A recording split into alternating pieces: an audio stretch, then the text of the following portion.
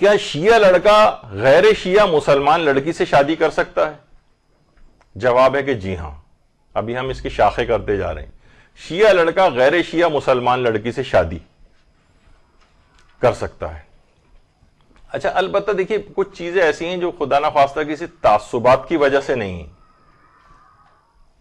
تعصبات کی وجہ سے یعنی عام طور پر دیکھا یہ گیا ہے کہ بھائی اس وقت تو ابھی ہم آگے چل کے اس کا بھی ذکر کریں گے خیر کہ جہاں زیادہ یہ والا مسئلہ پیش آتا ہے کہ کیا شیعہ لڑکی غیر شیعہ مسلمان لڑکے سے شادی کر سکتی ہے.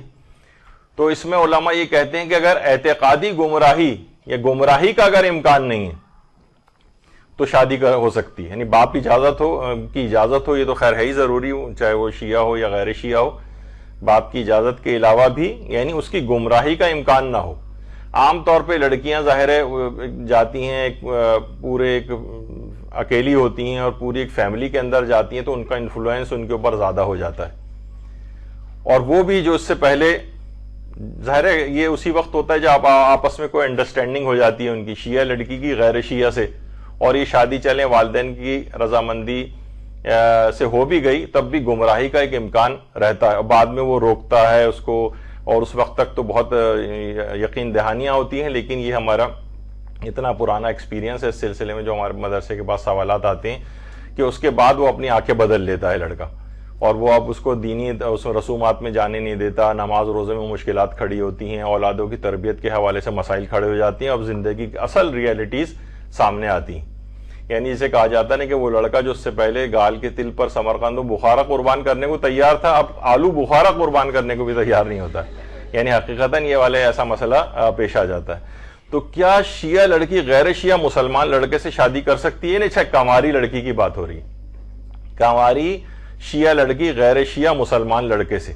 تو اگر گمراہی کا امکان نہیں ہے اور باپ کی اجازت ہے تو ہو تو سکتی ہے لیکن یعنی مشورہ یہ ہے اور یہ مشورہ کسی تعصب کی وجہ سے نہیں ہے کیونکہ بعض اوقات ہم جیسے پاکستانی ماحول اور اس کے اندر رہتے ہیں کچھ نہ کچھ اس طرح سے مسلمانوں میں آپس میں شادیاں ضروری بھی ہیں کہ ریلیجس ایک ہارمونی ایک لحاظ سے وہ ہونی چاہیے لیکن یہ اس وقت ہے جب وہ دونوں بڑے اسٹرانگ ہوں. یعنی یہ جو خاص طور پہ لڑکی بہت اسٹرانگ ہو اور اپنا مذہب اور وہ اور اپنی اولاد وغیرہ کو وہ قربان اس لحاظ سے نہ کرے. یہی وجہ ہے کہ سب علماء نے اس کی اجازت تو دی اس شرط کے ساتھ.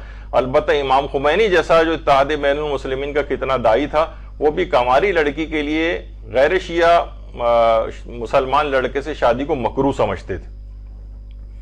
اور کچھ نہ کچھ اس کے اندر ظاہر اس قسم کی باتیں ہوتی ہیں کہ یہ ذرا جلدی ان کے اثر میں آ سکتی ہے. بہت کم ایسی اسٹرانگ ہوتی ہیں کہ جو کہ اس لحاظ سے ان کا اس چیزوں کا مقابلہ کر سکیں. تو بہرحال اس میں مشورہ یہی ہے کہ بعد کی زندگیاں ہم نے اتنی 80-90% خراب دیکھی ہیں سوائے چند ایک معدود چند فیصد ہو کہ جن کی شادیاں کامیاب ہوتی ہیں لیکن یہ شادیاں بہت مشکلات کا شکار ہوتی ہیں.